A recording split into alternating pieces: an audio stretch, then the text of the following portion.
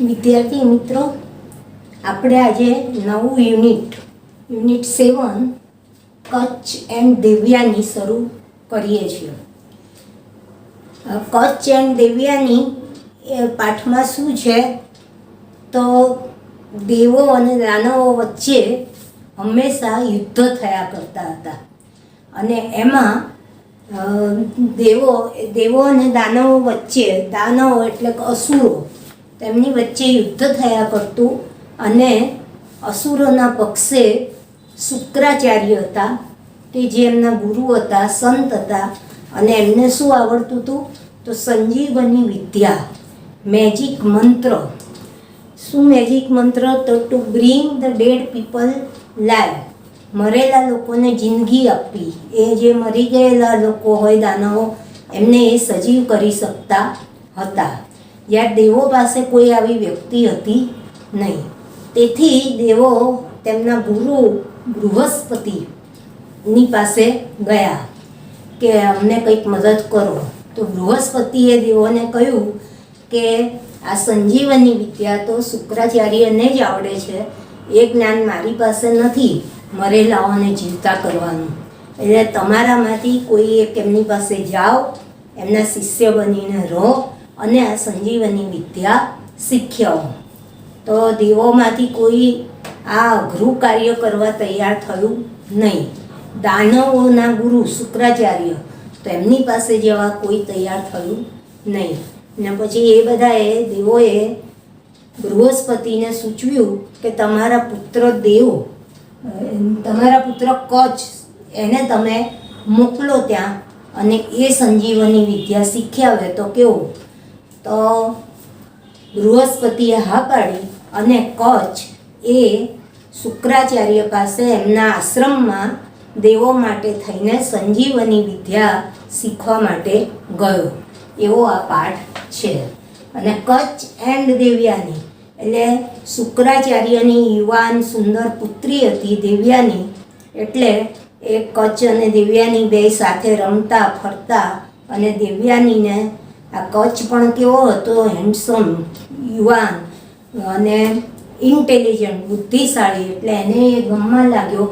અને પછી એ શું થાય છે બધું આપણે પાઠમાં વાંચીએ કે અસુરોને ખબર પડે છે કે કચ્છ અહીંયા આવ્યો છે આશ્રમમાં રહેવા, અને કારણ ખબર પડે છે તો કે એ સંજીવની વિદ્યા ન જાણી જવું જોઈએ.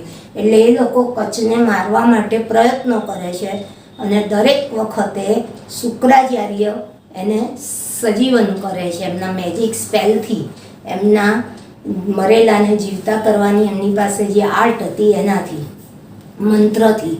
અને છેવટે એ બચી જાય છે અને દેવ્યાની સાથે લગ્ન કરવાની ના પાડે છે. એવું આગળ આવે છે. આખી સ્ટોરી કહી દેવાને બદલે હવે વાંચીએ પાઠ.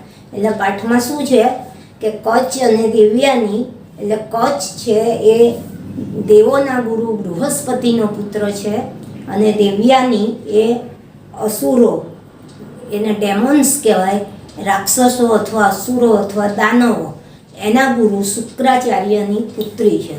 અને શુક્રાચાર્ય પાસે દેવો અને દાનવોને અવારનવાર લડાઈઓ થયા કરતી, યુદ્ધ થતા.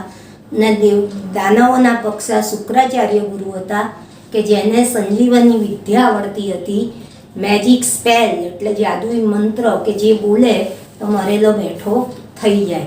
તો એના લીધે એ લોકોને ફાયદો હતો ને આ દેવો પાસે એવું કોઈ હતું નહીં.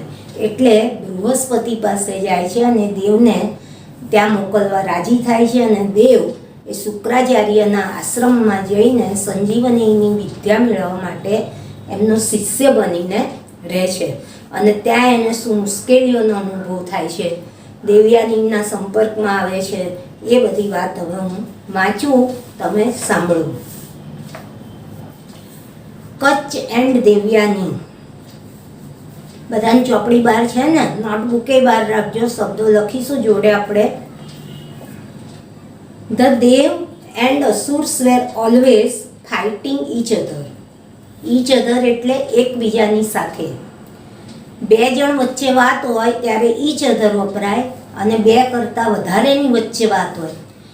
Nita and Sita help each other. તો નીતા અને સીતા એ બે એકબીજાને મદદ કરે છે, પણ વર્ગના વિદ્યાર્થીઓ બધા એકબીજાને મદદ કરે છે તો શું આવી જાય? વન અનધર, અન્યો અન્યને. બે કરતાં વધી જાય પછી ત્રણ હોય કે વધારે હોય, બરાબર. એટલે અહીંયા દેવ્સ એન્ડ અસુર્સ, એટલે આમ તો વધી ગયા પણ ભાગ પાડી દીધા દેવો અને દાનવો, એટલે બે જણ વચ્ચે હંમેશા લડાઈ થયા કરતી. The devs were from amongst the gods. દેવો એ ભગવાનના ગણાતા હતા. The devs were from amongst the gods, એટલે ભગવાનના મોકલેલા માણસો એ દેવો ગણાતા હતા. એમંગેસ્ટ એટલે ભગવાનમાંથી, ભગવાનના જ સ્વરૂપના દેવો ગણાતા. અને ધ અસુર્સ વેર ડેમોન્સ, અસુરો દાનવો એ શું ગણાતા? રાક્ષસ. ડેમોન્સ એટલે રાક્ષસો. દેવો એ ભગવાનનાથી જ, ભગવાનના આવેલા જ ગણાતા, અને અસુરો એ રાક્ષસો ગણાતા. The asurs were powerful, capable of all kinds of wickedness. દેવો એ કેવા હતા? તો શક્તિશાળી, અસુરો sorry, the asurs were powerful, capable of all kinds of wickedness. અસુરો એ શક્તિશાળી હતા અને બધા જ પ્રકારની દુષ્ટતા આચરવામાં સમર્થ હતા, શક્તિમાન હતા. Capable of all kinds of wickedness. Wickedness એટલે દુષ્ટતા, ખરાબ કરવું, ખરાબ કામો. તો એમાં એ લોકો શક્તિમાન હતા, એટલે શક્તિશાળી હતા દાનવો, અને પાછા એ દુષ્ટ કામો કરવામાં એ ખૂબ સમર્થ હતા. Some of their were great rulers and mighty kings. અસુરો પૈકીમાંના કેટલાક અસુરો તો એ મહાન રૂલર્સ એટલે શાસનકર્તાઓ અને શક્તિશાળી રાજાઓ હતા. માઇટી એટલે શક્તિશાળી, કિંગ્સ એટલે રાજાઓ. ફરી કરું છું એ ફકરો કે the devs and asurs were always fighting each other. દેવો અને અસુરો અથવા દાનવો હંમેશા એકબીજાની સાથે લડાઈ કરતા હતા. The devs were from amongst the gods. દેવો એ ભગવાનના ગણાતા. ધ અસુર્સ વેર ડેમોન્સ. અસુરો રાક્ષસ ગણાતા. The asurs were powerful, capable of all kinds of wickedness. અસુરો એ શક્તિશાળી હતા અને બધા જ પ્રકારની, ઓલ કાઇન્ડ્સ ઓફ વિકેડનેસ, બધા જ પ્રકારની દુષ્ટતા આચરવામાં એ સમર્થ હતા. Some of them were great rulers and mighty kings. અને અસુરોમાંના કેટલાક, તેમનામાંના કેટલાક એ મહાન શાસનકર્તાઓ અને શક્તિશાળી રાજાઓ પણ હતા. પાવરફુલ જેવો જ શબ્દ છે, સમાનાર્થી માઇટી. માઇટી એટલે પણ શક્તિશાળી. આ ફકરાના શબ્દો લખી લો, બધા વધારે ના થઈએ જોડે.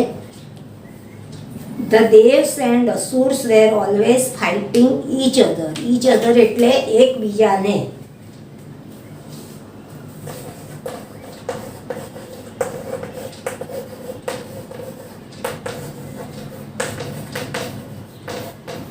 એકબીજાની સાથે. ટુ ફાઇટ એટલે લડવું.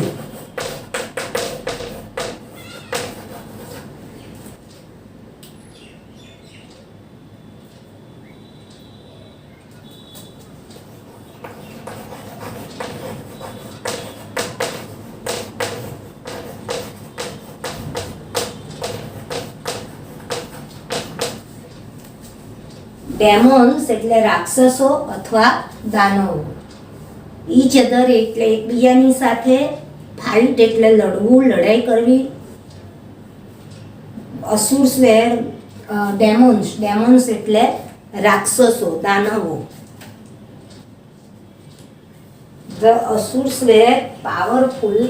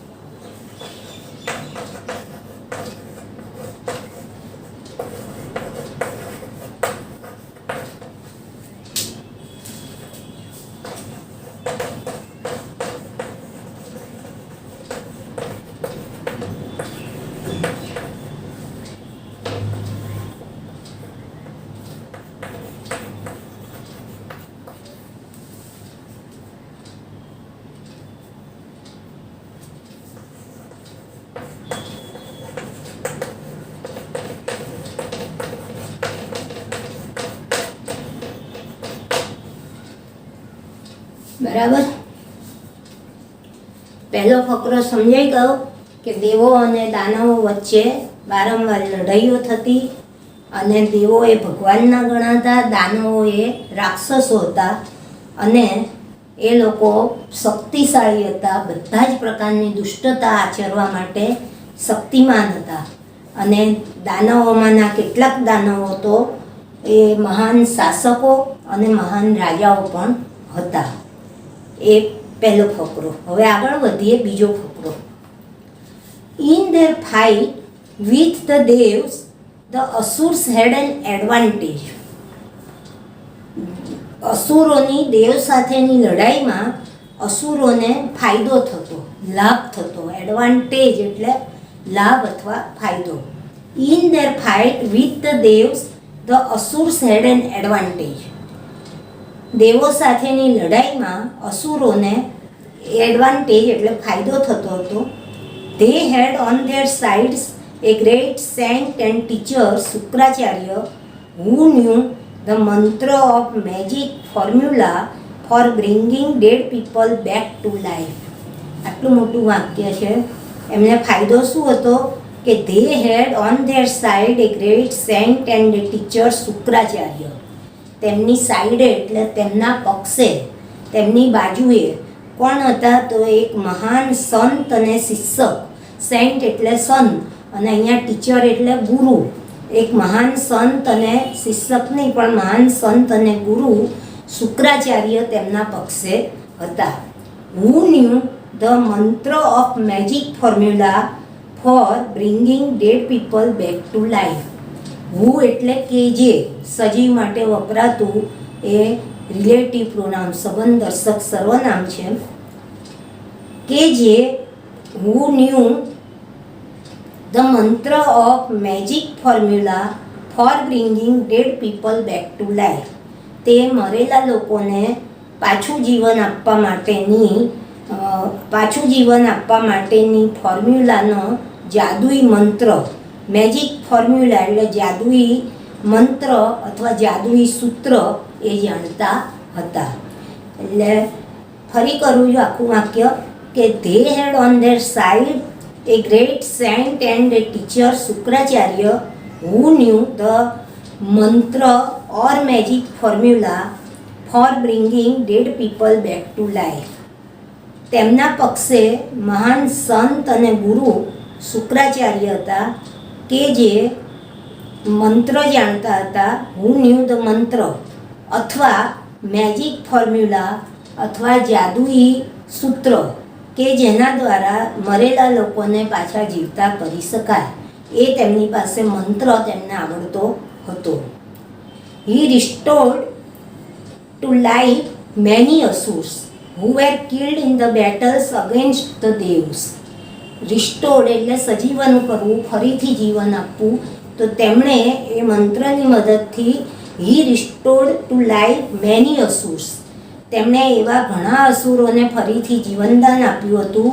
હુ were killed in the battles against the devs. કે જે અસુરો, ફરી અહીંયા હું આવ્યું કે હુ વેર કિલ્ડ, કે જે દાનવો, કે જે અસુરો એ દેવો સાથેની લડાઈમાં માર્યા ગયા હતા. કિલ્ડ એટલે મરાયા હતા. દેવો દ્વારા લડતા લડતા મરાયા હોય તો who were killed in the battles against the devs. Against એટલે ની સામે, એટલે દેવો સામેની લડાઈમાં જે અસુરો મરી જતા હતા એ બધાને, એમાંથી ઘણા બધાને શુક્રાચાર્યએ સજીવન પણ કર્યા હતા. ફરી કરી જાઉં છું એ ફકરો કે in their fight with the devs the asurs had an advantage. દેવો સાથેની લડાઈમાં અસુરોને ફાયદો થતો હતો. They had on their side a great saint and a teacher Shukracharya who knew the mantra of magic formula for bringing dead people back to life. તેમના પક્ષે મહાન સંત અને ગુરુ એવા શુક્રાચાર્ય હતા કે જે મંત્ર જાણતા હતા અથવા તો જાદુઈ સૂત્ર જાણતા હતા કે જેની મદદથી મરેલા લોકોને એ પાછા જીવતા કરી શકતા હતા. He restored to life many asurs who were killed in the battles against the Devs.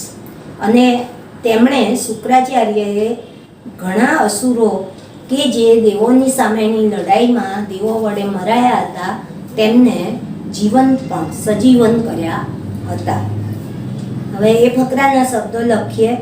In their fight with devs the asurs had an advantage. લખો એડવાન્ટેજ એટલે લાભ અથવા ફાયદો. એડવાન્ટેજ.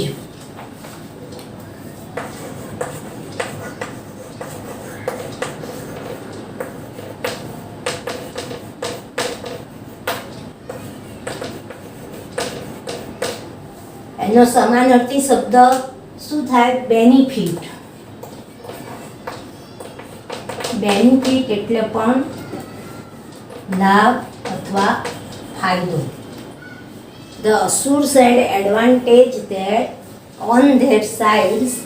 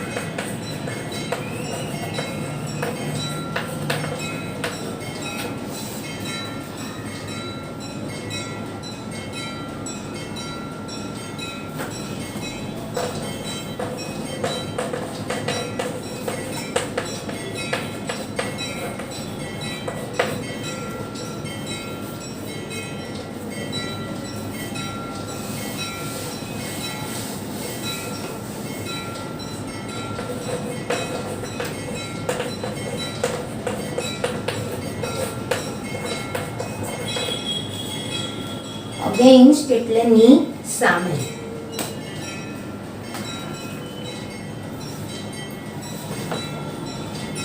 લખાઈ ગયા શબ્દો. એડવાન્ટેજ એટલે ફાયદો. ઓન ધેર સાઈડ એટલે તેમના પક્ષે. સેન્ટ એટલે સાધુ અથવા સંત. હુ એટલે કે જે.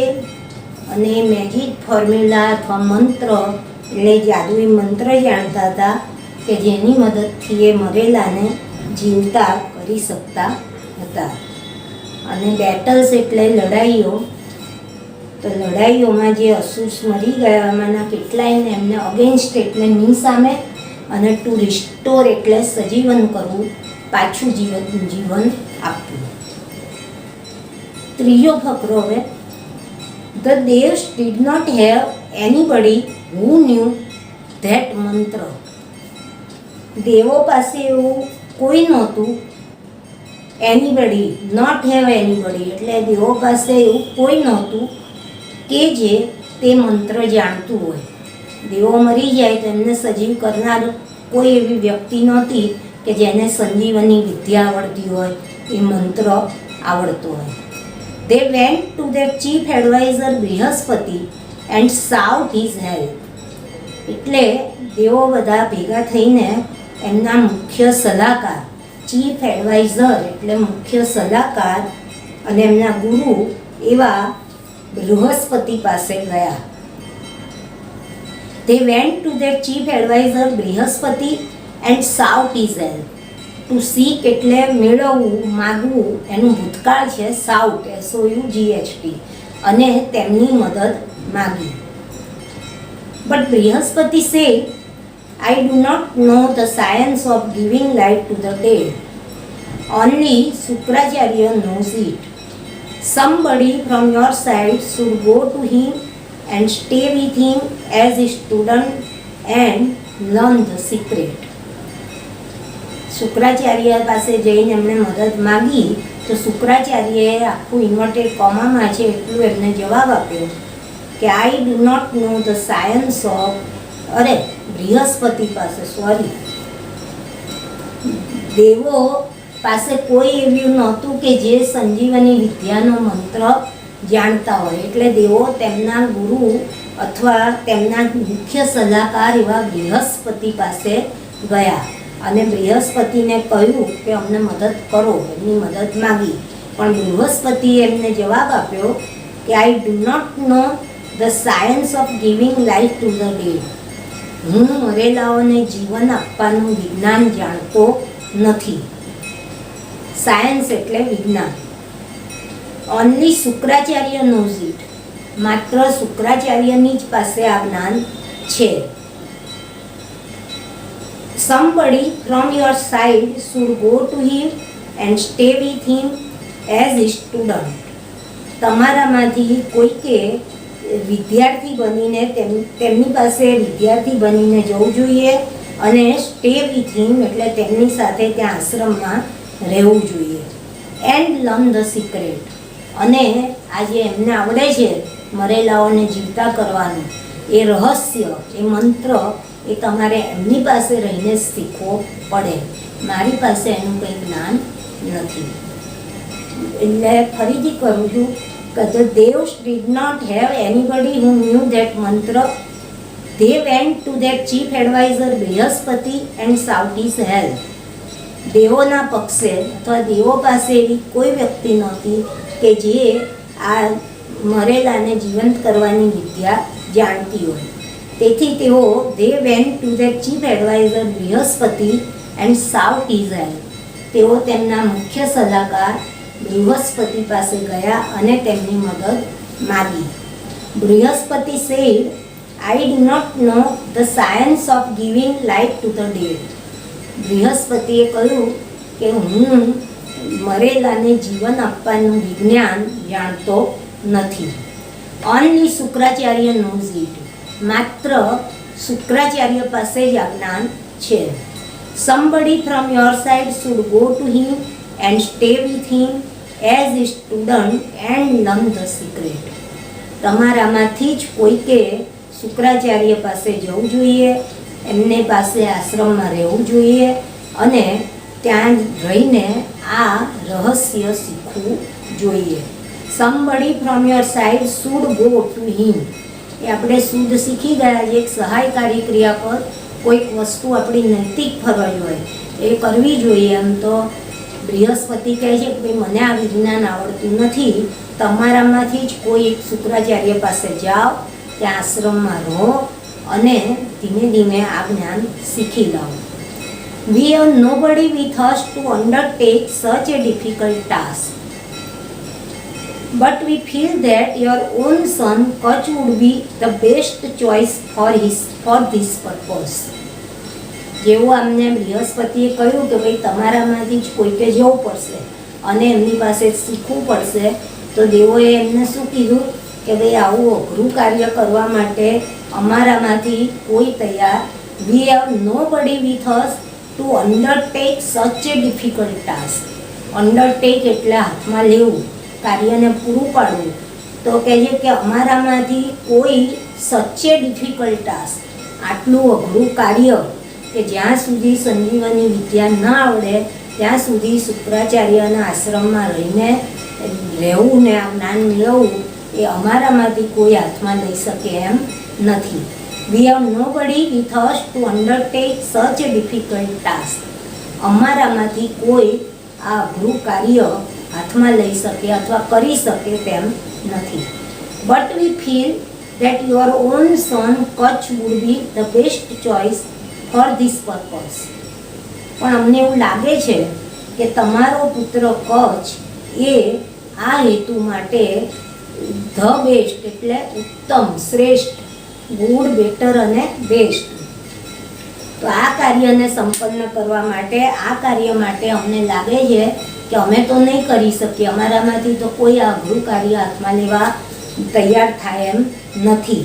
પણ અમને લાગે છે કે તમારા પોતાનો પુત્ર કચ્છ એ આ કાર્ય માટે, આ હેતુ માટે, પર્પઝ એટલે હેતુ, ધ્યેય, તો આ હેતુ માટે એ શ્રેષ્ઠ વિકલ્પ છે. ચોઈસ એટલે વિકલ્પ.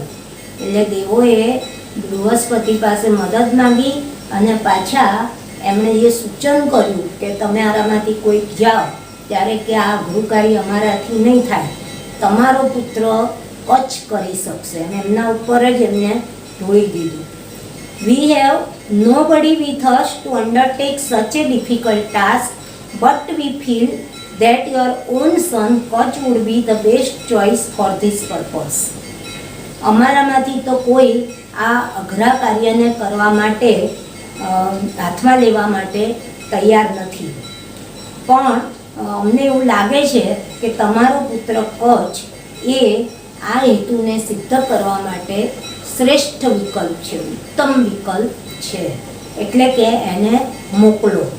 બે ફકરા થઈ ગયા, એના શબ્દ આપણે લખી લઈએ પહેલાં.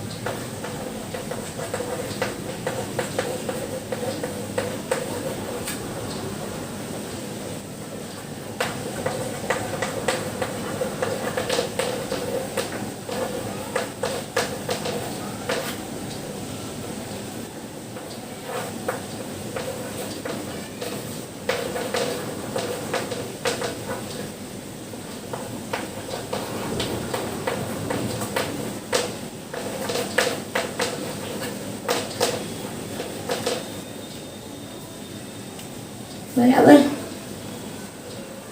બે ફકરાના શબ્દો લખાવ્યા એટલે આપણે અત્યારે આટલો પાઠ કર્યો ત્યારે એમાં આપણે શું શીખ્યા કે દેવો અને દાનવો વચ્ચે હંમેશા યુદ્ધ થયા કરતું અને દાનવોના પક્ષે શુક્રાચાર્ય હતા કે જે સંજીવની વિદ્યા જાણતા હતા અને દેવો પાસે એવું કોઈ નહોતું.